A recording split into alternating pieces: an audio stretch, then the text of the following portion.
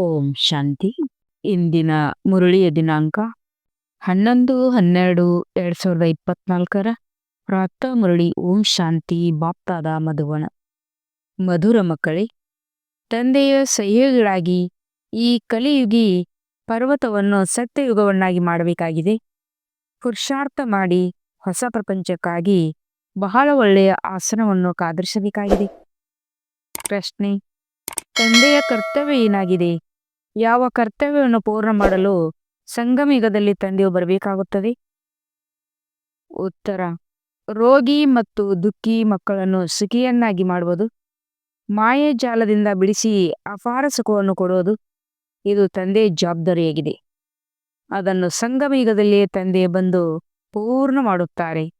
ತಂದೆಯು ತಿಳಿಸುತ್ತಾರೆ, ನಾನು ನಿಮ್ಮೆಲ್ಲರ ಚಿಂತೆಯನ್ನು ಕಳೆಯಲು, ಎಲ್ಲರ ಮೇಲೆ ಕೃಪೆ ತೋರಲು ಬಂದಿದ್ದೇನೆ. ಈಗ ಪುರುಷಾರ್ಥ ಮಾಡಿ 21 ಜನ್ಮಗಳಿಗಾಗಿ ತಮ್ಮ ಶ್ರೇಷ್ಠ ಅದೃಷ್ಟವನ್ನು ರೂಪಿಸಿಕೊಳ್ಳಿ. ಗೀತೆಯಾಗಿದೆ: ಭೋಲಾನಾಥನಿಗಿಂತ ಭಿನ್ನ ಯಾರೂ ಇಲ್ಲ.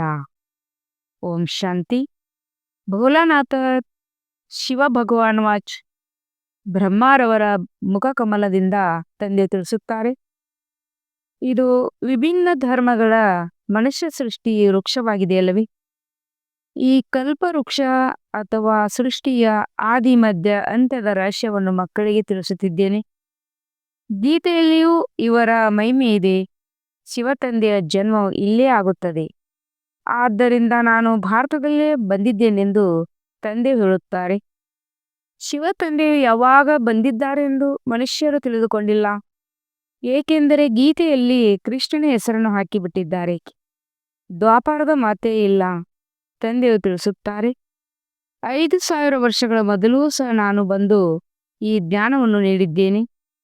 ಈ ವೃಕ್ಷದಿಂದ ಎಲ್ಲರಿಗೆ ಅರ್ಥವಾಗುತ್ತದೆ. ವೃಕ್ಷವನ್ನು ಚೆನ್ನಾಗಿ ನೋಡಿ. ಸತ್ಯಯುಗದಲ್ಲಿ ಅವಶ್ಯವಾಗಿ ದೇವಿ ದೇವತೆಗಳ ರಾಜ್ಯವಿತ್ತು. ತ್ರೇತಾಯುಗದಲ್ಲಿ ರಾಮ್ ಸೀತೆಯರ ರಾಜ್ಯವಿತ್ತು. ತಂದೆಯು ಆದಿ ಮಧ್ಯ ಅಂತ್ಯದ ರಹಸ್ಯವನ್ನು ತಿಳಿಸುತ್ತಾರೆ. ಬಾಬಾ, ನಾವು ಮಾಯೆ ಜಾಲದಲ್ಲಿ ಯಾವಾಗ ಬಂಧಿತರಾದೆವೆಂದು ಮಕ್ಕಳು ಕೇಳುತ್ತಾರೆ. ಅದಕ್ಕೆ ತಂದೆಯು ದ್ವಾಪಾರ ಯುಗದಿಂದ ಬಂಧಿತರಾದೆವು ಎಂದು ಹೇಳುತ್ತಾರೆ. ನಂಬರ್ ವಾರಾಗಿ ಅನ್ಯ ಧರ್ಮವನ್ನು ಬರುತ್ತಾರೆ. ನಂಬರ್ ವಾರಾಗಿ ಅನ್ಯ ಧರ್ಮದವರು ಬರುತ್ತಾರೆ. ಈ ಲೆಕ್ಕವನ್ನು ಮಾಡುವುದರಿಂದ ಈ ಪ್ರಪಂಚದಲ್ಲಿ ನಾವು ಮತ್ತೆ ಯಾವಾಗ ಬರುತ್ತೇವೆಂಬುದನ್ನು ಅರಿತುಕೊಳ್ಳಬಹುದಾಗಿದೆ. ಶಿವತಂದೆಯು ತಿಳಿಸುತ್ತಾರೆ, ನಾನು 5000 ವರ್ಷಗಳ ನಂತರ ಸಂಗಮಯುಗದಲ್ಲಿ ನನ್ನ ಕರ್ತವ್ಯವನ್ನು ನಿಭಾಯಿಸಲು ಬಂದಿದ್ದೇನೆ. ಯಾರೆಲ್ಲ ಮನುಷ್ಯಾತ್ಮರಿದ್ದಾರೆಯೋ ಎಲ್ಲರೂ ದುಃಖಿಯಾಗಿದ್ದಾರೆ. ಅವರಲ್ಲಿಯೂ ವಿಶೇಷವಾಗಿ ಭಾರತವಾಸಿಗಳು ದುಃಖಿಯಾಗಿದ್ದಾರೆ. ಡ್ರಾಮಾನುಸಾರ ಭಾರತವನ್ನೇ ನಾನು ಸುಖಿಯನ್ನಾಗಿ ಮಾಡುತ್ತೇನೆ. ಮಕ್ಕಳು ರೋಗಿರಾದರೆ ಅವರಿಗೆ ಔಷಧೋಪಚಾರ ಮಾಡುವುದು ತಂದೆಯ ಕರ್ತವ್ಯವಾಗಿರುತ್ತದೆ. ಇದು ಬಹಳ ಕಠಿಣ ರೋಗವಾಗಿದೆ. ಎಲ್ಲ ರೋಗಗಳಿಗೂ ಮೂಲ ಈ ಪಂಚವಿಕಾರಗಳಾಗಿವೆ. ಇವು ಯಾವಾಗಿನಿಂದ ಆರಂಭವಾಯಿತೆಂದು ಮಕ್ಕಳು ಕೇಳುತ್ತಾರೆ. ದ್ವಾಪಾರದಿಂದ ಪ್ರಾರಂಭ ಆಯಿತು. ರಾವಣನ ಮಾತನ್ನು ತಿಳಿಸಬೇಕಾಗಿದೆ. ರಾವಣನನ್ನು ಸ್ಥೂಲವಾಗಿ ನೋಡಲಾಗುವುದಿಲ್ಲ, ಬುದ್ಧಿಯಿಂದ ತಿಳಿದುಕೊಳ್ಳಬಹುದು. ಹಾಗೆ ತಂದೆಯನ್ನೂ ಸಹ ಬುದ್ಧಿಯಿಂದಲೇ ಅರಿತುಕೊಳ್ಳಲಾಗುತ್ತದೆ. ಆತ್ಮವು ಮನಸ್ಸು ಬುದ್ಧಿಯಿಂದ ಕೂಡಿದೆ. ನಮ್ಮ ತಂದೆಯ ಪರಮಾತ್ಮನಾಗಿದ್ದಾರೆಂದು ಆತ್ಮಕ್ಕೆ ತಿಳಿದಿದೆ. ಸುಖ ದುಃಖ ಲೇಪಚೇಪದಲ್ಲಿ ಆತ್ಮವೇ ಬರುತ್ತದೆ. ಶರೀರವಿದ್ದಾಗ ಆತ್ಮಕ್ಕೆ ದುಃಖವಾಗುತ್ತದೆ. ನಾನು ಪರಮಾತ್ಮನಿಗೆ ದುಃಖ ಕೊಡಬೇಡಿ ಎಂದು ಹೇಳುವುದಿಲ್ಲ. ಇದು ಆತ್ಮದ ಮಾತಾಗಿದೆ. ತಂದೆಯು ತಿಳಿಸುತ್ತಾರೆ, ಇಲ್ಲಿ ನನ್ನ ಪಾತ್ರವೂ ಇದೆ. ಕಲ್ಪ ಕಲ್ಪವು ಸಂಗಮಯುಗದಲ್ಲಿ ನಾನು ಬಂದು ನನ್ನ ಪಾತ್ರವನ್ನು ಅಭಿನಯಿಸುತ್ತೇನೆ. ಯಾವ ಮಕ್ಕಳನ್ನು ನಾನು ಸುಖದಲ್ಲಿ ಕಳಿಸಿದ್ದೇನೋ ಅವರು ದುಃಖಿಯಾಗಿ ಬಿಟ್ಟಿದ್ದಾರೆ. ಆದ್ದರಿಂದ ಮತ್ತೆ ಡ್ರಾಮಾನುಸಾರ ನಾನು ಬರಲೇಬೇಕಾಗುತ್ತದೆ. ಬಾಕಿ ಮೀನು ಮೊಸಳೆ ಅವತಾರಗಳ ಮಾತುಗಳಿಲ್ಲ. ಪರಶುರಾಮನು ಕೊಡಲೆಯನ್ನು ತೆಗೆದುಕೊಂಡು ಕ್ಷತ್ರಿಯರನ್ನು ಕೊಂದನೆಂದು ಹೇಳುತ್ತಾರೆ. ಇವೆಲ್ಲವೂ ದಂತಕಥೆಗಳಾಗಿವೆ. ಅಂದಾಗ ಈಗ ತಂದೆಯು ತಿಳಿಸುತ್ತಾರೆ, ನನ್ನನ್ನು ನೆನಪು ಮಾಡಿ. ಇವರು ಜಗದಂಬೆ ಮತ್ತು ಜಗತ್ಪಿತನಾಗಿದ್ದಾರೆ. ಮಾತಾಪಿತರ ದೇಶವೆಂದು ಹೇಳುತ್ತಾರಲ್ಲವೇ?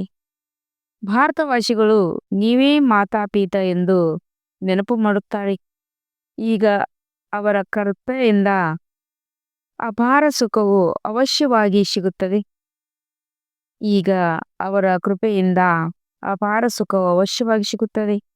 ಮತ್ತೆ ಯಾರೆಷ್ಟು ಮನುಷ್ಯರು ಪುರುಷಾರ್ಥ ಮಾಡುವರು ಅಷ್ಟು ಪಡೆಯುವರು. ಹೇಗೆ ಸಿನಿಮಾ ನೋಡಲು ಹೋಗುತ್ತಾರೆಂದರೆ ಫಸ್ಟ್ ಕ್ಲಾಸಿನ ಸ್ಥಾನವನ್ನೇ ಕಾದರಿಸುತ್ತಾರಲ್ವೇ? ತಂದೆಯು ತಿಳಿಸುತ್ತಾರೆ, ನೀವು ಬೇಕೆಂದರೆ ಸೂರ್ಯವಂಶದಲ್ಲಾದರೂ ಆಸನವನ್ನು ಕಾದಿರಿಸಿ ಅಥವಾ ಚಂದ್ರವಂಶದಲ್ಲಾದರೂ ಮಾಡಿಸಿ, ಯಾರೆಷ್ಟು ಪುರುಷಾರ್ಥ ಮಾಡುವರು ಅಷ್ಟು ಪದವಿಯನ್ನು ಪಡೆಯುವರು. ಅಂದಾಗ ತಂದೆಯು ಎಲ್ಲರ ದುಃಖವನ್ನು ಕಳೆಯಲು ಬಂದಿದ್ದಾರೆ. ರಾವಣನು ಎಲ್ಲರಿಗೂ ದುಃಖವನ್ನು ಕೊಟ್ಟಿದ್ದಾನೆ. ಯಾವುದೇ ಮನುಷ್ಯನು ಮನುಷ್ಯರ ಗತಿ ಸದ್ಗತಿ ಮಾಡಲು ಸಾಧ್ಯವಿಲ್ಲ. ಇದು ಕಲಿಯುಗದ ಅಂತ್ಯವಾಗಿದೆ. ಗುರುಗಳು ಶರೀರವನ್ನು ಬಿಡುತ್ತಾರೆ, ಮತ್ತೆ ಇಲ್ಲೇ ಪುನರ್ಜನ್ಮವನ್ನು ತೆಗೆದುಕೊಳ್ಳುತ್ತಾರೆ. ಅಂದ ಮೇಲೆ ಅವರ ಅನ್ಯರ ಸದ್ಗತಿಯನ್ನೇನು ಮಾಡುತ್ತಾರೆ? ಇಷ್ಟೆಲ್ಲ ಅನೇಕ ಮಂದಿ ಗುರುಗಳು ಸೇರಿ ಪತಿತ ಸೃಷ್ಟಿಯನ್ನು ಪಾವನ ಮಾಡುವರೇ ಗೋವರ್ಧನ ಪರ್ವತವೆಂದು ಹೇಳುತ್ತಾರಲ್ಲವೇ? ಈ ಮಾತೆಯರು ಈ ಕಲಿಯುಗಿ ಪರ್ವತವನ್ನು ಸತ್ಯಯುಗವನ್ನಾಗಿ ಮಾಡುತ್ತಾರೆ. ಗೋವರ್ಧನ ಪರ್ವತದ ಪೂಜೆಯನ್ನು ಮಾಡುತ್ತಾರೆ. ಅದು ತತ್ವ ಪೂಜೆಯಾಗಿದೆ. ಸನ್ಯಾಸಿಗಳು ಸಹ ಬ್ರಹ್ಮತತ್ವವನ್ನು ನೆನಪು ಮಾಡುತ್ತಾರೆ. ಅದೇ ಪರಮಾತ್ಮ, ಬ್ರಹ್ಮವೇ ಭಗವಂತನೆಂದು ತಿಳಿಯುತ್ತಾರೆ. ತಂದೆ ಹೇಳುತ್ತಾರೆ, ಇದಂತೂ ಭ್ರಮೆಯಾಗಿದೆ. ಅಂಧಕಾರದಲ್ಲಿರುತ್ತಾರೆ. ನಿರಾಕಾರಿ ವೃಕ್ಷವನ್ನು ತೋರಿಸಲಾಗಿದೆ. ಪ್ರತಿಯೊಬ್ಬರದು ತಮ್ಮ ತಮ್ಮ ವಿಭಾಗವಿದೆ. ಈ ವೃಕ್ಷದ ಬುನಾದಿಯು ಭಾರತದ ಸೂರ್ಯವಂಶಿ ಚಂದ್ರವಂಶಿ ಮನೆತನದಾಗಿದೆ.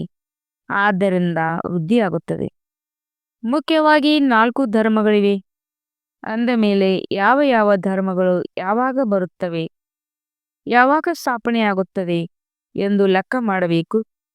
ಹೇಗೆ ಗುರುನಾನಕರು 500 ವರ್ಷಗಳ ಹಿಂದೆ ಬಂದರು, ಹಾಗೆಂದು ಹೇಳಿ ಸಿಖ್ಖರು ಪೂರ್ಣ 84 ಜನ್ಮಗಳು ತೆಗೆದುಕೊಂಡರೆಂದು ಹೇಳುವುದಿಲ್ಲ. ಕೇವಲ ನೀವು ಬ್ರಾಹ್ಮಣರದಾಗಿದೆ ಎಂದು ತಂದೆಯು ತಿಳಿಸುತ್ತಾರೆ. ನಿಮ್ಮದೇ ಸರ್ವತೋಮುಖ ಪಾತ್ರವಿದೆ. ಬ್ರಾಹ್ಮಣ, ಕ್ಷತ್ರಿಯ, ವೈಶ್ಯ, ಶೂದ್ರರು ನೀವೇ ಆಗುತ್ತೀರಿ. ಯಾರು ಮೊಟ್ಟ ಮೊದಲಿಗೆ ದೇವಿ ದೇವತೆಗಳಾಗುತ್ತಾರೆಯೋ ಅವರೇ ಪೂರ್ಣ ಚಕ್ರವನ್ನು ಸುತ್ತುತ್ತಾರೆ. ತಂದೆಯು ತಿಳಿಸುತ್ತಾರೆ, ನೀವು ವೇದಶಾಸ್ತ್ರಗಳನ್ನಂತೂ ಬಹಳ ಕೇಳಿದ್ದೀರಿ. ಈಗ ಈ ಜ್ಞಾನವನ್ನು ಕೇಳಿ ಮತ್ತು ನಿರ್ಣಯ ಮಾಡಿ, ಶಾಸ್ತ್ರಗಳು ಸರಿಯೋ ಅಥವಾ ಗುರುಗಳು ಹೇಳಿದುದು ಸರಿಯೋ ಅಥವಾ ತಂದೆ ಹೇಳುವುದು ಸರಿಯೋ? ಭಗವಂತನಿಗೆ ಸತ್ಯವೆಂದು ಹೇಳುತ್ತಾರೆ. ನಾನು ಸತ್ಯನಾಗಿದ್ದೇನೆ, ನನ್ನಿಂದ ಸತ್ಯಯುಗವು ಸ್ಥಾಪನೆಯಾಗುತ್ತದೆ. ಮತ್ತು ದ್ವಾಪಾರದಿಂದ ಹಿಡಿದು ನೀವು ಅಸತ್ಯವನ್ನೇ ಕೇಳುತ್ತಾ ಬಂದಿದ್ದೀರಿ. ಆದ್ದರಿಂದ ನರಕವಾಗಿ ಬಿಟ್ಟಿದೆ. ತಂದೆಯು ತಿಳಿಸುತ್ತಾರೆ, ನಾನು ನಿಮ್ಮ ಗುಲಾಮನಾಗಿದ್ದೇನೆ. ಭಕ್ತಿ ಮಾರ್ಗದಲ್ಲಿ ನಾನು ಗುಲಾಮನಾಗಿದ್ದೇನೆ. ನಾನು ನಿಮ್ಮ ಗುಲಾಮನಾಗಿದ್ದೇನೆ ಎಂದು ನೀವು ಹಾಡುತ್ತಾ ಬಂದಿದ್ದೀರಿ. ಈಗ ನಾನು ನೀವು ಮಕ್ಕಳ ಸೇವೆಯಲ್ಲಿ ಬಂದಿದ್ದೇನೆ. ತಂದೆಗೆ ನಿರಾಕಾರಿ ನಿರಂಕಾರಿ ಎಂದು ಗಾಯನ ಮಾಡಲಾಗುತ್ತದೆ. ಅಂದಾಗ ತಂದೆಯು ತಿಳಿಸುತ್ತಾರೆ, ನೀವು ಮಕ್ಕಳನ್ನು ಸದಾ ಸುಖಿಯನ್ನಾಗಿ ಮಾಡುವುದು ನನ್ನ ಕರ್ತವ್ಯವಾಗಿದೆ. ಗೀತೆಯಲ್ಲಿ ಇದೆ, ಜನನ ಮರಣದ ರಹಸ್ಯವನ್ನು ಭಗವಂತನು ತಿಳಿಸಿದರು. ಬಾಕಿ ಡಮರುಗ ಇತ್ಯಾದಿಗಳನ್ನು ಬಾರಿಸುವ ಮಾತಿಲ್ಲ. ಮೊದಲು ಇಲ್ಲಿ ತಂದೆಯು ಆದಿ ಮಧ್ಯ ಅಂತ್ಯದ ಪೂರ್ಣ ಸಮಾಚಾರವನ್ನು ತಿಳಿಸುತ್ತಾರೆ. ಮಕ್ಕಳೇ, ನೀವೆಲ್ಲರೂ ಪಾತ್ರಧಾರಿಗಳಾಗಿದ್ದೀರಿ. ನಾನು ಈ ಸಮಯದಲ್ಲಿ ಮಾಡಿಸುವವನಾಗಿದ್ದೇನೆ. ನಾನು ಬ್ರಹ್ಮಾರವರಿಂದ ಸ್ಥಾಪನೆ ಮಾಡಿಸುತ್ತೇನೆ. ಉಳಿದಂತೆ ಗೀತೆಯಲ್ಲಿ ಏನೆಲ್ಲವೂ ಬರೆದಿದ್ದಾರೆಯೋ ಆ ರೀತಿ ಇಲ್ಲ. ಈಗಂತೂ ಪ್ರತ್ಯಕ್ಷದ ಮಾತು ಇದೆಯಲ್ಲವ.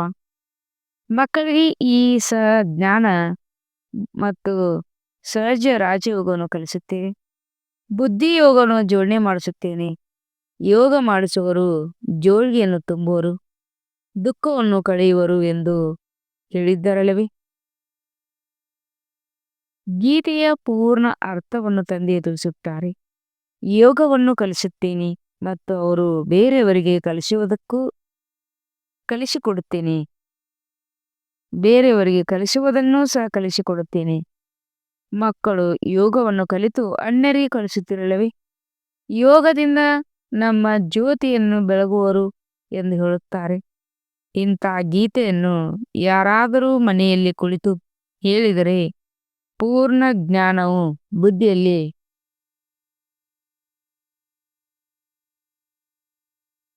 ತಿರುಗುವುದು.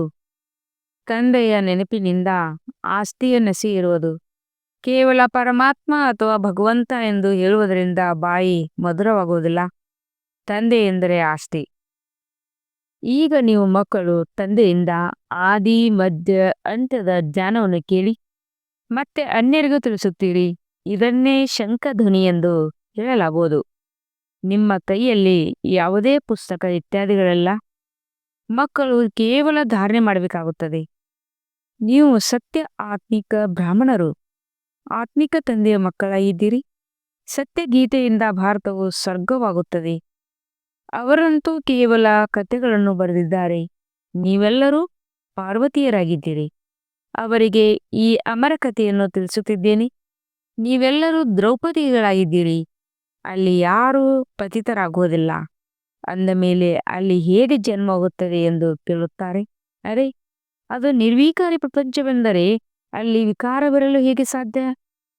ಯೋಗ ಬಲದಿಂದ ಮಕ್ಕಳು ಹೇಗೆ ಜನಿಸುತ್ತಾರೆಂಬುದು ನಿಮಗೆ ಅರ್ಥ ಮಾಡಿಕೊಳ್ಳಲು ಆಗುವುದಿಲ್ಲವೇನು?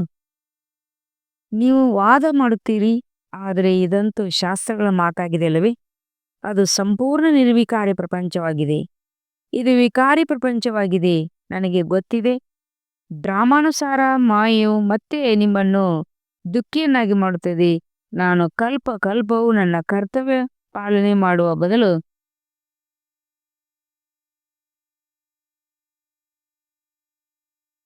ನಾನು ಕಲ್ಪ ಕಲ್ಪವು ನನ್ನ ಕರ್ತವ್ಯ ಪಾಲನೆ ಮಾಡಲು ಬರುತ್ತೇನೆ. ನನಗೆ ಗೊತ್ತಿದೆ, ಕಲ್ಪದ ಹಿಂದಿನ ಅನನ್ಯ ಮಕ್ಕಳೇ ಬಂದು ತನ್ನ ಆಸ್ತಿಯನ್ನು ತೆಗೆದುಕೊಳ್ಳುತ್ತಾರೆ. ಅದರ ಚಿಹ್ನೆಗಳನ್ನು ತೋರಿಸುತ್ತಾರೆ. ಅದೇ ಮಹಾಭಾರತ ಯುದ್ಧವಾಗಿದೆ. ನೀವು ಪುನಃ ದೇವಿ ದೇವತಾ ಅಥವಾ ಸ್ವರ್ಗದ ಮಾಲೀಕರಾಗುವ ಪುರುಷಾರ್ಥ ಮಾಡಬೇಕಾಗಿದೆ. ಇದರಲ್ಲಿ ಯಾವುದೇ ಸ್ಥೂಲ ಯುದ್ಧದ ಮಾತಿಲ್ಲ. ಹಾಗೂ ಅಸುರರು ಮತ್ತು ದೇವತೆಗಳ ಯುದ್ಧವೂ ಆಗುವುದಿಲ್ಲ. ಯುದ್ಧ ಮಾಡಿಸಲು ಅಲ್ಲಿ ಮಾಯೆ ಇರುವುದಿಲ್ಲ. ಅರ್ಧ ಕಲ್ಪದವರೆಗೆ ಯಾವುದೇ ಯುದ್ಧ, ಯಾವುದೇ ರೋಗ, ದುಃಖ, ಅಶಾಂತಿ ಏನೂ ಇರುವುದಿಲ್ಲ. ಅರೆ, ಅಲ್ಲಂತೂ ಸದಾ ಸುಖ, ಸದಾ ವಸಂತ ಋತುವೇ ಇರುತ್ತದೆ. ಆಸ್ಪತ್ರೆಯೂ ಇರುವುದಿಲ್ಲ. ಬಾಕಿ ಶಾಲೆಯಲ್ಲಿ ಓದುವಂತೂ ಇದ್ದೇ ಇರುತ್ತದೆ. ಈಗ ನೀವು ಪ್ರತಿಯೊಬ್ಬರೂ ಇಲ್ಲಿಂದ ಆಸ್ತಿಯನ್ನು ತೆಗೆದುಕೊಂಡು ಹೋಗುತ್ತೀರಿ. ಮನುಷ್ಯರು ವಿದ್ಯೆಯಿಂದ ತಮ್ಮ ಕಾಲಿನ ಮೇಲೆ ತಾವು ನಿಲ್ಲುತ್ತಾರೆ. ಇದಕ್ಕೆ ಒಂದು ಕಥೆಯೂ ಇದೆ. ನೀವು ಯಾರ ಭಾಗ್ಯದಲ್ಲಿ ತಿನ್ನುತ್ತೀರಿ ಎಂದು ಯಾರೋ ಕೇಳಿದರು. ಅದಕ್ಕೆ ಅವರು, ನಾನು ನನ್ನ ಅದೃಷ್ಟದಲ್ಲಿರುವುದನ್ನು ತಿನ್ನುತ್ತೇನೆ ಎಂದು ಹೇಳುತ್ತಾರೆ. ಅದು ಮಿತವಾದ ಅದೃಷ್ಟವಾಗಿದೆ. ಈಗ ಇಲ್ಲಿ ನೀವು ತಮ್ಮ ಅಪರಿಮಿತವಾದ ಅದೃಷ್ಟವನ್ನು ರೂಪಿಸಿಕೊಳ್ಳುತ್ತೀರಿ. ಇಂತಹ ಅದೃಷ್ಟವನ್ನು ರೂಪಿಸಿಕೊಳ್ಳುತ್ತೀರಿ. ಇದರಿಂದ 21 ಜನ್ಮಗಳ ತಮ್ಮದೇ ರಾಜ್ಯ ಭಾಗ್ಯವನ್ನು ಭೋಗಿಸುತ್ತೀರಿ. ಇದು ಬೆಹದ್ದಿನ ಸುಖದ ಆಸ್ತಿಯಾಗಿದೆ. ಈಗ ನೀವು ಮಕ್ಕಳು ಅಂತರವನ್ನು ಬಹಳ ಚೆನ್ನಾಗಿ ಅರಿತುಕೊಂಡಿದ್ದೀರಿ. ಭಾರತವು ಎಷ್ಟೊಂದು ಸುಖಿಯಾಗಿತ್ತು, ಈಗ ಯಾವ ಸ್ಥಿತಿಯಾಗಿದೆ? ಯಾರ ಕಲ್ಪದ ಹಿಂದೆ ರಾಜ್ಯ ಭಾಗ್ಯವನ್ನು ತೆಗೆದುಕೊಂಡಿರುವರೋ ಅವರೇ ಈಗಲೂ ತೆಗೆದುಕೊಳ್ಳುತ್ತಾರೆ. ನಾಟಕದಲ್ಲಿದ್ದರೆ ಸಿಗುವುದೆಂದಲ್ಲ, ಮತ್ತೆ ಹಸಿವಿನಿಂದ ಸಾಯಲೇಬೇಕಾಗುತ್ತದೆ. ಆದ್ದರಿಂದ ಈ ನಾಟಕದ ರಹಸ್ಯವನ್ನು ಸಂಪೂರ್ಣವಾಗಿ ಅರಿತುಕೊಳ್ಳಬೇಕಾಗಿದೆ. ಶಾಸ್ತ್ರಗಳಲ್ಲಿ ಕೆಲವರು ಕೆಲವೊಂದು ಆಯುಷ್ಯನ್ನು ಬರೆದು ಬಿಟ್ಟಿದ್ದಾರೆ. ಅನೇಕ ಮತಾಂತರಗಳಿವೆ. ನಾವಂತೂ ಸದಾ ಸುಖಿಯಾಗಿದ್ದೀವಿ ಎಂದು ಹೇಳುತ್ತಾರೆ. ಅರೆ, ನೀವೆಂದೂ ರೋಗಿಯಾಗುವುದಿಲ್ಲವೇ? ಅದಕ್ಕೆ ಅವರು ರೋಗ ಇತ್ಯಾದಿಯಂತೂ ಶರೀರಕ್ಕೆ ಬರುತ್ತದೆ. ಆತ್ಮವು ನಿರ್ಲೇಪವಾಗಿದೆ ಎಂದು ಹೇಳುತ್ತಾರೆ. ಅರೆ, ಏಟು ಬೀಳುತ್ತದೆ ಎಂದರೆ ಆತ್ಮಕ್ಕೆ ದುಃಖವಾಗುತ್ತದೆ ಅಲ್ಲವೇ? ಇವು ಬಹಳ ತಿಳಿದುಕೊಳ್ಳುವಂಥ ಮಾತುಗಳಾಗಿವೆ. ಇದು ಶಾಲೆಯಾಗಿದೆ. ಒಬ್ಬರೇ ಶಿಕ್ಷಕರು ಓದುತ್ತಾರೆ. ಜ್ಞಾನವು ಒಂದೇ ಆಗಿದೆ. ನರನಿಂದ ನಾರಾಯಣಾಗುವ ಗುರಿ ಧ್ಯೇಯವೂ ಒಂದೇ ಆಗಿದೆ. ಯಾರು ಅನುತ್ತೀರ್ಣರಾಗುವರೋ ಅವರು ಚಂದ್ರವಂಶದಲ್ಲಿ ಬರುತ್ತಾರೆ. ದೇವತೆಗಳಿದ್ದಂತಹ ಸಮಯದಲ್ಲಿ ಕ್ಷತ್ರಿಯರಿರುವುದಿಲ್ಲ. ಕ್ಷತ್ರಿಯರಿದ್ದಾಗ ವೈಶ್ಯರಿರುವುದಿಲ್ಲ. ವೈಶ್ಯರಿದ್ದಾಗ ಶೂದ್ರರಿರುವುದಿಲ್ಲ. ಇವೆಲ್ಲವೂ ತಿಳಿದುಕೊಳ್ಳುವಂತ ಮಾತುಗಳಾಗಿವೆ. ಮಾತೆಯರಿಗೆ ಇದು ಅತೀ ಸಹಜವಾಗಿದೆ. ಒಂದೇ ಪರೀಕ್ಷೆಯಾಗಿದೆ. ತಡವಾಗಿ ಬರುವವರು ಹೇಗೆ ಓದುತ್ತಾರೆಂದು ತಿಳಿಯಬೇಡಿ. ಈಗಂತೂ ಹೊಸಬರೇ ಇನ್ನೂ ತೀಕ್ಷ್ಣವಾಗಿ ಹೋಗುತ್ತಾರೆ. ಪ್ರಾಕ್ಟಿಕಲ್‌ನಲ್ಲಿ ಅಂಥವರಿದ್ದಾರೆ. ಉಳಿದಂತೆ ಮಾಯಾರಾವನ ಯಾವುದೇ ರೂಪವಿಲ್ಲ. ಇವರಲ್ಲಿ ಕಾಮದ ಭೂತವಿದೆ ಎಂದು ಹೇಳುತ್ತಾರೆ. ಬಾಕಿ ರಾವಣನ ಯಾವುದೇ ಪ್ರತಿಮೆಯಾಗಲಿ ಶರೀರವಾಗಲಿ ಒಳ್ಳೆಯದು. ಎಲ್ಲಾ ಮಾತುಗಳ ಶಾಕ್ರಿ ಮನ್ಮನಾಭವಾಗಿದೆ. ನನ್ನನ್ನು ನೆನಪು ಮಾಡಿದರೆ ಈ ಯೋಗಾಗ್ನಿಯಿಂದ ವಿಕರ್ಮಗಳು ವಿನಾಶವಾಗುತ್ತವೆ ಎಂದು ತಂದೆಯು ತಿಳಿಸುತ್ತಾರೆ. ತಂದೆಯು ಮಾರ್ಗದರ್ಶಕನಾಗಿ ಬರುತ್ತಾರೆ, ತಿಳಿಸುತ್ತಾರೆ. ಮಕ್ಕಳೇ, ನಾನಂತೂ ನೀವು ಮಕ್ಕಳಿಗೆ ಸಮ್ಮುಖದಲ್ಲಿ ಓದಿಸುತ್ತೇನೆ. ಕಲ್ಪ ಕಲ್ಪವೂ ನನ್ನ ಕರ್ತವ್ಯವನ್ನು ನಿಭಾಯಿಸುತ್ತೇನೆ. ಪಾರಲೌಕಿಕ ತಂದೆಯೇ ತಿಳಿಸುತ್ತಿದ್ದಾರೆ. ನಾನು ನೀವು ಮಕ್ಕಳ ಸಹಯೋಗದಿಂದ ನನ್ನ ಜವಾಬ್ದಾರಿಯನ್ನು ನಿಭಾಯಿಸಲು ಬಂದಿದ್ದೇನೆ. ಸಹಯೋಗ ಕೊಡುತ್ತೀರಿ, ಆಗಲೇ ನೀವು ಸಹ ಪದವಿಯನ್ನು ಪಡೆಯುವಿರಿ. ನಾನು ಎಷ್ಟು ದೊಡ್ಡ ತಂದೆಯಾಗಿದ್ದೇನೆ, ಇಷ್ಟು ದೊಡ್ಡ ಯಜ್ಞೆಯನ್ನು ರಚಿಸಿದ್ದೇನೆ. ಬ್ರಹ್ಮಮುಖ ವಂಶಾಳಿಯಾದ ನೀವೆಲ್ಲರೂ ಬ್ರಾಹ್ಮಣಿಯರು ಸಹೋದರಿಯಾಗಿದ್ದೀರಿ.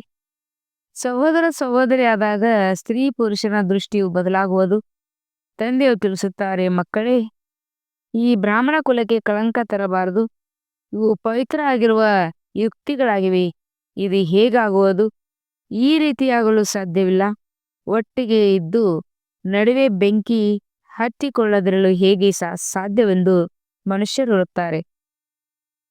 ಆದರೆ ತಂದೆ ತಿಳಿಸುತ್ತಾರೆ, ಒಟ್ಟಿಗೆ ಇದ್ದರೂ ಸಹ ನಡುವೆ ಜ್ಞಾನದ ಕತ್ತಿ ಇರುವ ಕಾರಣ ಎಂದೂ ಬೆಂಕಿ ಬೀಳಲು ಸಾಧ್ಯವಿಲ್ಲ. ಆದರೆ ಇಬ್ಬರೂ ಮನ್ಮನಾಭವ ಆಗಿರಬೇಕು. ಶಿವ ತಂದೆಯನ್ನು ನೆನಪು ಮಾಡುತ್ತಿರಬೇಕು. ತಮ್ಮನ್ನು ಬ್ರಾಹ್ಮಣರೆಂದು ತಿಳಿದಾಗ ಮಾತ್ರ ವಿಕಾರದ ಬೆಂಕಿ ಬೀಳುವುದಿಲ್ಲ. ಮನುಷ್ಯರಂತೂ ಈ ಮಾತುಗಳನ್ನು ಅರಿತುಕೊಳ್ಳುವುದ ಕಾರಣ ಬಹಳಷ್ಟು ಏರುಪೇರು ಮಾಡುತ್ತಾರೆ. ನಿಂದನೆಯನ್ನು ಸಹ ಮಾಡಬೇಕಾಗುತ್ತದೆ. ಕೃಷ್ಣನಿಗೆ ನಿಂದನೆ ಮಾಡಲು ಸಾಧ್ಯವೇ? ಕೃಷ್ಣನು ಹೀಗೆ ಬಂದು ಬಿಟ್ಟರೆ ವಿದೇಶಗಳಿಂದ ಒಮ್ಮೆಲೆ ವಿಮಾನಗಳಲ್ಲಿ ಓಡಿಕೊಂಡು ಬಂದು ಬಿಡುತ್ತಾರೆ. ಸಮೂಹವೇ ಸೇರಿಬಿಡುತ್ತದೆ. ಭಾರತದಲ್ಲಿ ಏನಾಗಿ ಬಿಡುತ್ತದೆಯೋ ಗೊತ್ತಿಲ್ಲ. ಒಳ್ಳೆಯದು. ಇಂದು ಭೋಗದ ದಿನವಾಗಿದೆ. ಇಂದು ತಂದೆಯ ಮನೆ ಮತ್ತು ಅದು ಮಾವನ ಮನೆಯಾಗಿದೆ. ಸಂಗಮಯುಗದಲ್ಲಿ ವಾರ್ತಾಲಾಪ ಮಾಡುತ್ತದೆ. ಇದು ಸಂಗಮಯುಗ ತಂದೆಯ ಮನೆ ಮತ್ತು ಅದು ಸತ್ಯಯುಗ ಮಾವನ ಮನೆಯಾಗಿದೆ. ಸಂಗಮಯುಗದಲ್ಲಿ ವಾರ್ತಾಲಾಪ ನಡೆಯುತ್ತದೆ. ಇದನ್ನು ಕೆಲವರು ಜಾದು ಎಂದು ತಿಳಿಯುತ್ತಾರೆ. ಈ ಸಾಕ್ಷಾತ್ಕಾರವೇನೆಂಬುದನ್ನು ತಂದೆಯು ತಿಳಿಸಿದ್ದಾರೆ. ಭಕ್ತಿ ಮಾರ್ಗದಲ್ಲಿ ಹೇಗೆ ಸಾಕ್ಷಾತ್ಕಾರವಾಗುತ್ತದೆಯೋ ಹಾಗೇ ಇಲ್ಲಿಯೂ ಆಗುತ್ತದೆ. ಇದರಲ್ಲಿ ಸಂಶಯ ಬುದ್ಧಿಯವರಾಗಬಾರದು. ಇದೊಂದು ಪದ್ಧತಿಯಾಗಿದೆ. ಶಿವ ತಂದೆಯ ಭಂಡಾರವಾಗಿರುವುದರಿಂದ ಅವರನ್ನು ನೆನಪು ಮಾಡಿ ಭೋಗವನ್ನಿಡಬೇಕು. ಯೋಗದಲ್ಲಿರುವಂತೂ ಒಳ್ಳೆಯದೇ ಆಗಿದೆ. ಇದರಿಂದ ತಂದೆಯ ನೆನಪಿನಲ್ಲಿರುವುದು ಒಳ್ಳೆಯದು. ಮಧುರಾತಿ ಮಧುರಾಗಲಿ ಹೋಗಿ ಮರಳಿ ಸಿಕ್ಕಿರುವಂತಹ ಮಕ್ಕಳಿಗೆ ಪ್ರೀತಿಯ ಮಾತ್ಪಿತಾ ಬಾಪ್ತಾದರ ನೆನಪು, ಪ್ರೀತಿ ಹಾಗೂ ನಮಸ್ತೆ. ಆತ್ಮೀಯ ಮಕ್ಕಳಿಗೆ ಆತ್ಮೀಯ ತಂದೆಯ ನಮಸ್ತೆ. हम रूहानी बच्चों की रूहानी बाप दादा को याद, प्यार और गुड मॉर्निंग और नमस्ते नमस्ते नमस्ते. शुक्रिया बाबा, शुक्रिया. वह बाबा वह. ಧಾರಣೆಗಾಗಿ ಮುಖ್ಯ ಸಾರ.